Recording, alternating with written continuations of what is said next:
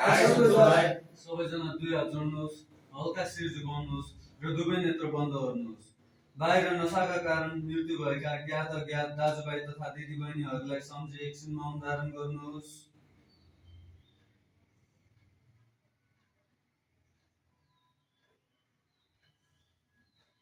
र बाहिर नसामा रुमलेर हिँडिरहनुभएका दाजुभाइ तथा दिदीबहिनीहरू पनि हामी जस्तै उपचारको प्रक्रियामा आई नयाँ जीवन पाउन् भनी भगवानसँग प्रार्थना गर्दै मलाई यस शान्त भाव प्रार्थनामा लय मिलाई साथ दिनुहोस्।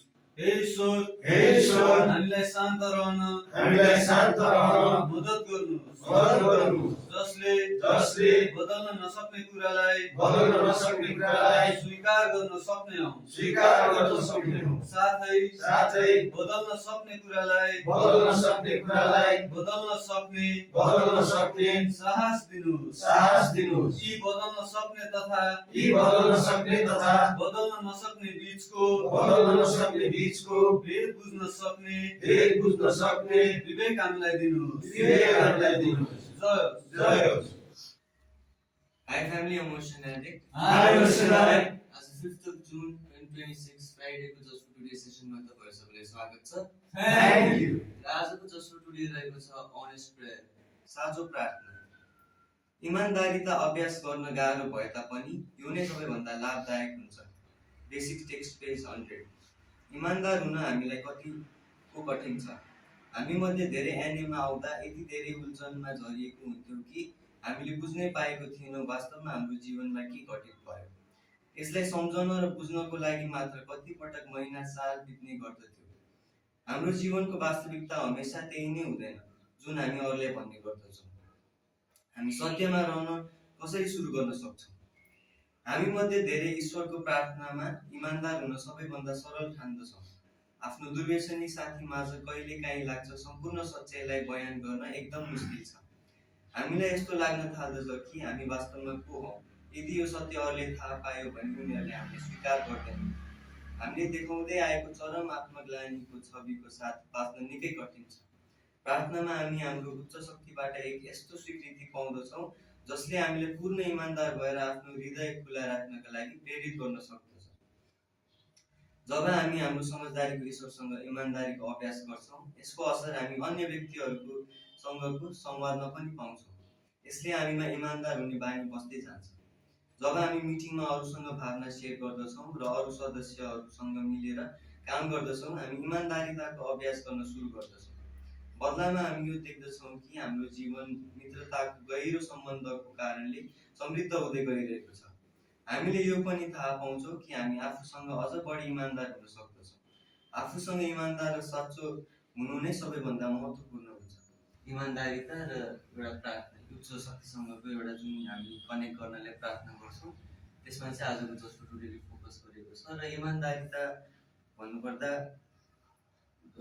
हामी इमानदार थिएनौँ हैन। अब विगतमा अब इमानदारीताको हामीलाई अभ्यास पनि थिएन। अब आफ्नो चोइस अफ केमिकल खान, आफ्नो नसा परिपूर्ति गर्नलाई हामी अब धेरै झुटो बोल्थ्यौँ र इमानदार त टाढैको कुरा हैन।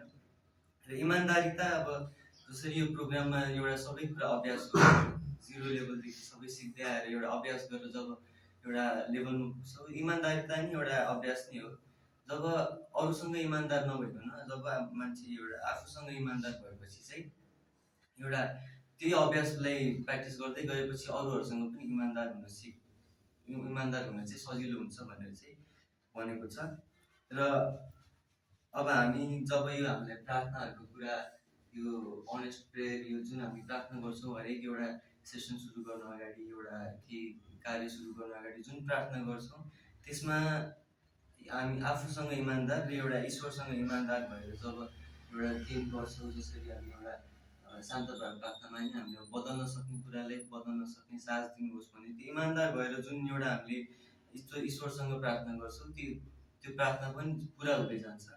र अब ईश्वरले अब इमानदारीताको एउटा हाम्रो प्रार्थना पनि सुनिदिनुहुन्छ। र ईश्वरसँगको प्रार्थनामा हामी सबैभन्दा इमानदार हुन सरल ठान्दछौँ।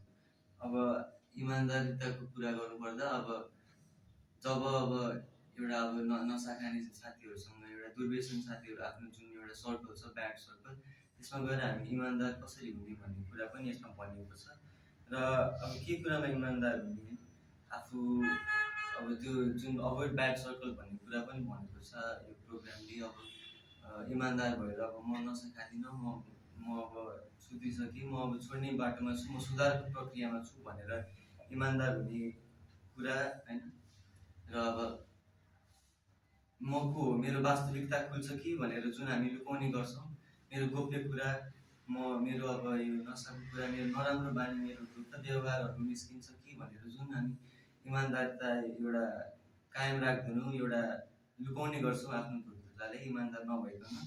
त्यसले गर्दा आफूमै एउटा म को हो भनेर एउटा आफ्नो परिचय नै नपाउने, आफ्नो परिचय नै गुमाएको। जब हामी आफूसँगै इमान्दार हुँदैन, हामी आफूको आफ्नो परिचय नै हामी थाहा पाउँदैनौँ। र त्यस कारणले गर्दा चाहिँ आफूलाई चिन्न नि साह्रै गाह्रो हुन्छ। र जब इमान्दार हुन्छौँ